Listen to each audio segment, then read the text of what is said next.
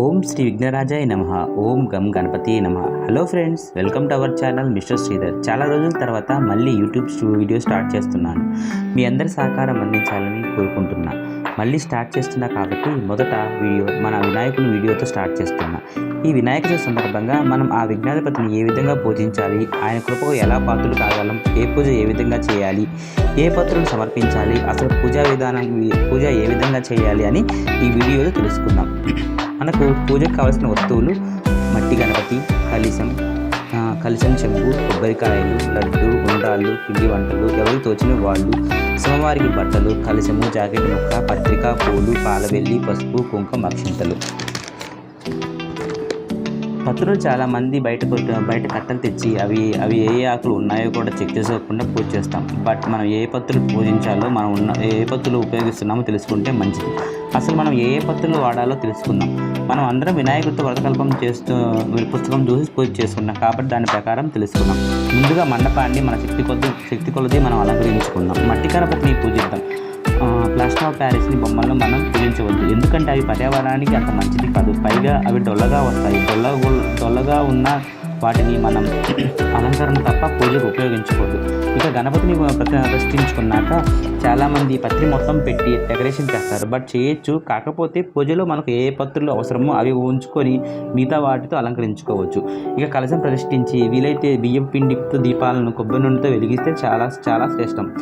ఇక యథావిధిగా పూజను వ్రతకల్ప పుస్తకంలో పూర్తి చేయండి. ఇప్పుడు మనం ఏ పత్రులు వాడాలో చూద్దాం. మాచి పత్రం, ఇది అందరికీ తెలిసినది. భృతి పత్రం, దీన్నే వాకుడాకు అంటారు. దీన్నే మనం ముల్లంక అని కూడా అంటాము. తర్వాత బిల్వ పత్రము, దీన్ని మారేడాకు మన శివునికి చాలా ప్రీతిమైనది. అన్ని శివాలయాల దగ్గర మనకు దొరుకుతుంది. దుర్మారు ఇగ్వ పత్రం, అదే గరికండి, మనకి ఇంటి ముందు చేలల్లో దొరుకుతుంది ఎక్కువగా. తర్వాత దాత్తూర పత్రం, దీన్నే ఉమ్మెత్త పువ్వు అంటారు. ఇది మనందరికీ తెలుసు. తర్వాత బద్రీ పత్రం, రేగు ఆకు.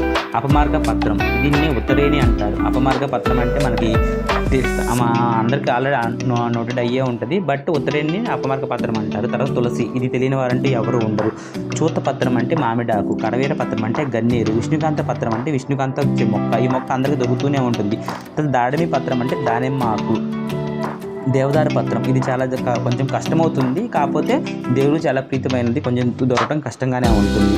తర్వాత మరొక పత్రం, ఇది మరువం, ఇది మనకి పూల మాలలు కడతానికి వాటికి ఉపయోగిస్తూ ఉంటారు. తర్వాత సింధూర పత్రం, ఇది వావిలాక్ అంటారు కదా, అదే మనకి. తర్వాత జాజి పత్రం, మన ఇంట్లో సన్నజాజి ఆకు ఉంటుంది కదా, అదే జాజి పత్రం. తర్వాత గండకీ పత్రం, ఇది దేవకాంచనం అంటారు. ఇది తీగజాతి మొక్క, మన అందరికీ తెలుసు, బట్ పల్లెటూరులో ఉన్న వాళ్ళకి ఎక్కువ తెలుస్తుంది, మనకైతే కొంచెం తక్కువగానే తెలుస్తుంది. తర్వాత సెమీ పత్రం, ఇది అందరికీ తెలిసింది. జమ్మి చెట్టు, మనం దసరాకు కూడా జమ్మి పంచుకుంటాం కదా, జమ్మి పత్రం.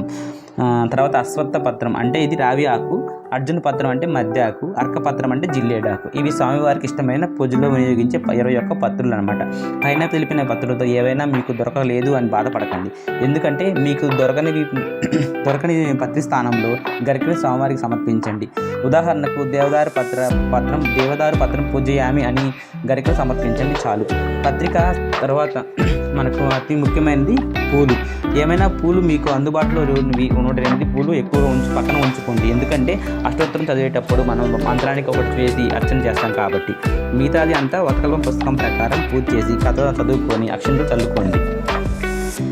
ఎందుకంటే వ్రతకల్ప పుస్తకం అని అన్నిసార్లు చెప్తున్నానంటే, కలిగిన వారైతే బ్రాహ్మణులు వాళ్ళని పెట్టి పూజ చేసుకుంటారు, బట్ అందరూ చేసుకోలేరు కాబట్టి మన వ్రతకల్ప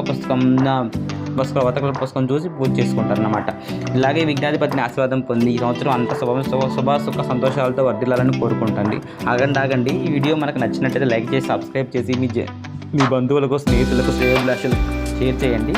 బెల్ ఐకాన్ క్లిక్ చేయడం మర్చిపోవద్దు. మళ్ళీ మంచి వీడియోతో మేము ముందుకు వస్తాను. బాయ్.